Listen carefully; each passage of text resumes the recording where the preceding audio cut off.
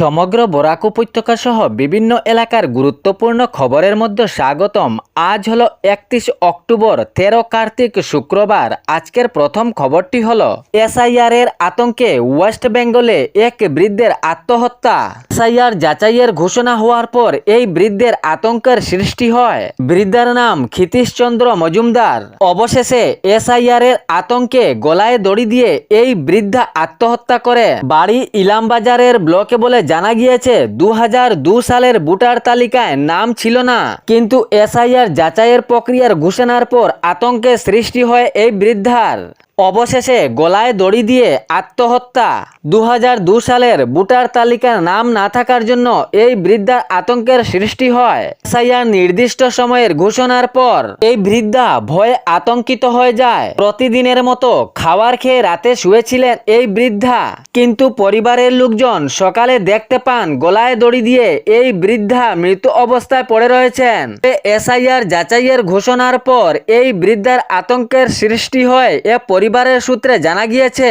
পরিবারের লোকজন জানিয়েছেন আতঙ্কের সৃষ্টি ছিল এসআইআর যাচাইয়ের বিষয়টি নিয়ে।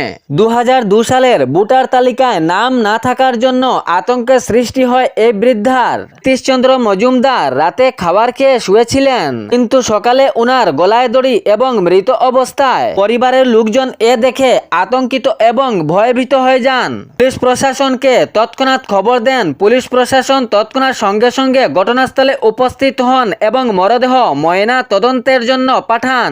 তবে প্রাথমিক তদন্তে পুলিশ প্রশাসন খবর পেয়েছে যে এসআইআর এর আতঙ্কের কারণে এই বৃদ্ধা গলায় দড়ি দিয়ে আত্মহত্যা করেছেন। পরিবারের সূত্রে থেকে খবর পাওয়া গিয়েছে। এর পরের খবরটি হলো রেশন কার্ডের বিষয়টি নিয়ে মন্ত্রী কৃষ্ণেন্দু পালের কড়া নির্দেশ। যোগ্য হিতাধিকারীরা নিজ রেশন কার্ডের জন্য বারবার চক্কর চালাচ্ছেন। এ বিষয়ে ক্ষুব্ধ এবং কড়া নির্দেশ মন্ত্রী কৃষ্ণেন্দু পালের। সরবরাহ আধিকারিকের সঙ্গে এ বিষয়ে বৈঠকও করেন তিনি। অসংখ্য অভিযোগ পাওয়া যাচ্ছে রেশন কার্ডের মামলায় বলে তিনি জানিয়েছেন সুবিধাকারীদের একবার নয় দুবার নয় বারবার কাটতে হচ্ছে তাহার সুবিধা পাওয়ার জন্য, কিন্তু যোগ্য হিতাধিকারীরা এই সুবিধা থেকে বঞ্চিত রয়েছেন বলে তিনি জানিয়েছেন। বারবার ঘুরানো হচ্ছে রেশন কার্ডের জন্য বলে অভিযোগ। ডাটা অপারেটররা মানুষের নথিপত্রের তথ্য অন্তর্ভুক্ত করছেন না, এ বিষয়টি খুঁটিয়ে দেখার চেষ্টা চালিয়েছেন মন্ত্রী কৃষ্ণেন্দু পাল।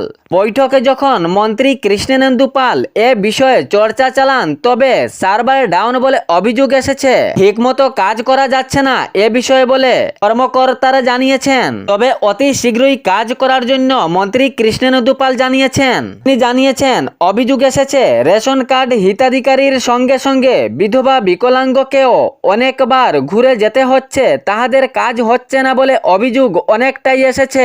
এ প্রসঙ্গে তিনি জানিয়েছেন কর্মীরা ঠিকমতো কাজ না করলে বিকল্প ব্যবস্থা অতি শীঘ্রই নেওয়া হবে। রাজ্য সরকারের নির্দেশ মতে বিধবা ও বিকলাঙ্গদের কাজ খুবই তাড়াতাড়ি হওয়া দরকার, কিন্তু তাহাদের কাজেও গাফিলতি। তাহাদের সুবিধা পাওয়ার ক্ষেত্রে বারবার ঘুরে বেড়াচ্ছেন, কিন্তু এ সুবিধা থেকে বঞ্চিত হচ্ছেন বলে অভিযোগ এসেছে। মন্ত্রী কৃষ্ণেন্দু পাল জানিয়েছেন কাজ ঠিকমতো না হলে কর্মীদের ছাঁটাই অভিযান করতে কোনো চিন্তা ভাবনা করা হবে না। এর পরের খবরটি হলো সাবধান, ব্যাংকের কেওয়াইসি নথিপত্র দেওয়ার আগে ভালোভাবে চিন্তা ভাবনা করে দেবেন।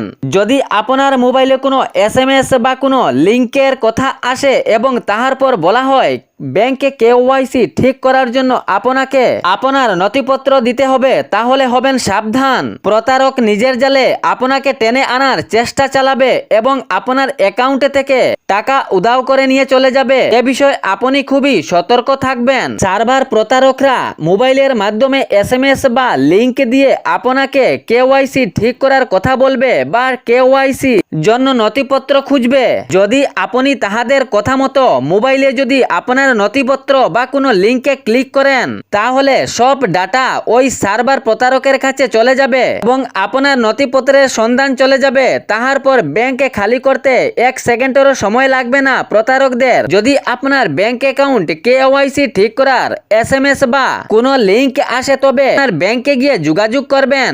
যে ব্যাংকে আপনার অ্যাকাউন্ট রয়েছে বা ব্যাংকে কর্মীদের সাথে যোগাযোগ করার চেষ্টা চালাবেন, কিন্তু মোবাইলের মাধ্যমে কোনো বায়োডাটা দেওয়ার আগে সতর্ক এবং সাবধান থাকবেন, নইলে আপনার ব্যাংক অ্যাকাউন্টে খালি হতে 1 সেকেন্ডও সময় লাগবে না।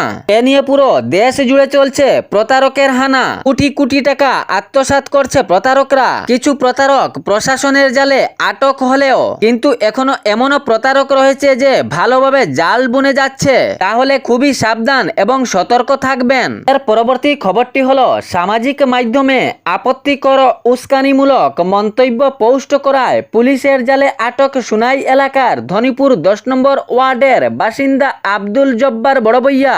অভিযোগ উঠেছে এই যুবক সোশ্যাল মিডিয়ায় একটি পোস্ট করে যা সামাজিক ভারসাম্য নষ্ট এবং উস্কানিমূলক ছিল। তা সামাজিক পরিবেশ অশান্তি সৃষ্টি হবে এরকম উস্কানিমূলক পোস্টটি ছিল।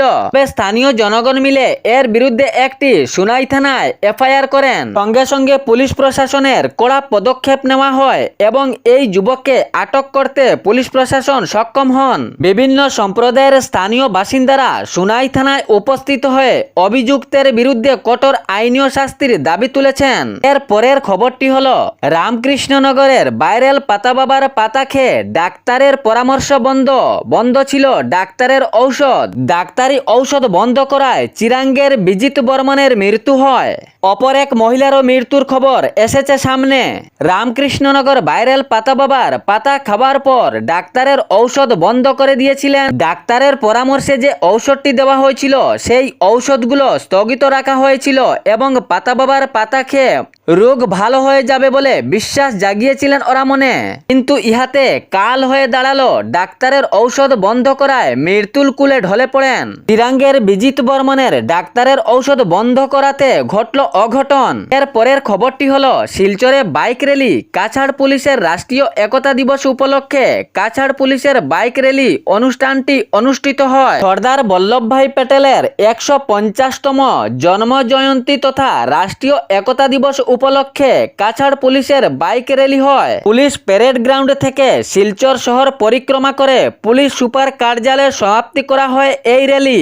কাছাড় জেলা প্রশাসনের উদ্যোগে আজ শিলচর শহরে এক বিরাট ঐক্য পদযাত্রার আয়োজন। এই অনুষ্ঠানের মূল উদ্দেশ্য হল জনগণের মধ্যে দেশপ্রেম ও চেতনা জাগ্রত করা, সর্দার প্যাটেল আদর্শ এবং উনার জাতীয় ঐক্যর বার্তাকে স্মরণ করা। এই ঐক্য পদযাত্রা জেলা ক্রীড়া সংস্থার ময়দান শিলচর স্পোর্টস কমপ্লেক্স থেকে আরম্ভ করে সমাপ্তি দেওয়া হবে গান্ধীবাগে। হাজার হাজার জনগণের সহিত বিদ্যালয় এবং মহাবিদ্যালয়ের ছাত্রছাত্রী সামিল থাকবেন। সরকারি কর্মকর্তা, সাংসদ, বিধায়ক সহ সমাজের বিভিন্ন সম্প্রদায়ের জনগণ। এক ভারত শ্রেষ্ঠ ভারত অখণ্ডতার বার্তা এই ঐক্য পথযাত্রায়। এই ঐক্য পথযাত্রা নির্ধারণ পথগুলি ক্ষুদিরাম মূর্তি জেলা প্রশাসনের কার্যালয়, Shani Mandir point, Janiganj, Nahata point, Premtala point, Shillongpatti, মধ্য শহর পয়েন্ট, ডিসি বাল পয়েন্ট হয়ে গান্ধীবাগ। এর পরবর্তী খবরটি হলো, হাইলাকান্দি জেলার কাটলিচড়া পুলিশ প্রশাসনের বিরাট সাফল্য মাদক বিরোধী অভিযানে। কাটলিচড়ার পুলিশ প্রশাসনের অভিযানে এক পাচারকারীকে আটক করেন, সঙ্গে ড্রাগস উদ্ধার করা হয়। হাইলাকান্দি জেলার কাটলিচড়ার পুলিশ প্রশাসন গোপন সূত্রের ভিত্তিতে কাটলিচড়া রেলওয়ে স্টেশনের পাশ থেকেই এক মাদক পাচারকারীকে আটক করতে সক্ষম হন। সঙ্গে বাজেয়াপ্ত করা হয় 7 গ্রাম হেরোইন, যাহার বাজার মূল্য 5 লক্ষ টাকা বলে জানা গিয়েছে। পাচারকারীর নাম রূপম দেব, রাঙ্গাবাগ প্রথম খণ্ডের বাসিন্দা বলে জানা গিয়েছে। পুলিশ প্রশাসন এই পাচারকারীকে আটক করে তদন্ত অব্যাহত জারি রেখেছেন। এর পিছনে আরো কাহারো হাত আছে কিনা।